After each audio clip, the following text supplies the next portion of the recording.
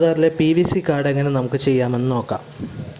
ആദ്യം ഗൂഗിൾ ക്രോമിൽ കയറി Aadhaar download click ചെയ്യുക. പിന്നീട് വരുന്ന ഫസ്റ്റത്തെ ലിങ്കിൽ ക്ലിക്ക് ചെയ്ത് ഡൗൺലോഡ് ആധാർ കൊടുക്കുക. പിന്നെ അവിടെ വരുന്ന ഡാഷ്ബോർഡിൽ ക്ലിക്ക് ചെയ്ത് ഫിംഗർ പ്രിൻറ്റിൻ്റെ പേജ് വരും. അവിടെ ആധാർ നമ്പറും ക്യാപ്ചയും എൻ്റർ ചെയ്ത് കൊടുക്കുക. ശേഷം ലോഗിൻ വിത്ത് OTP എന്ന് പറയുന്ന ബട്ടൺ ക്ലിക്ക് ചെയ്യുക. അപ്പോൾ നമുക്കവിടെ OTP വരുന്നതാണ്. ആ OTP കോപ്പി ചെയ്ത് അവിടെ പേസ്റ്റ് ചെയ്യുക. അതിനുശേഷം ലോഗിൻ ചെയ്യുക.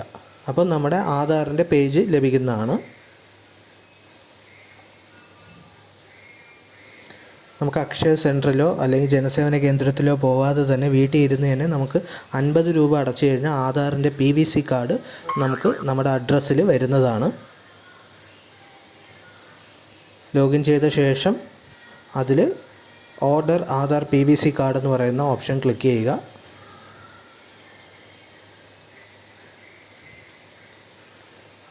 ശേഷം നമ്മുടെ ഫോട്ടോയും നമ്മുടെ അഡ്രസ്സും എല്ലാം കാണിക്കുന്ന ഡേറ്റ് ഓഫ് ബർത്തും എല്ലാം കാണിക്കുന്ന ഒരു പേജ് വരും.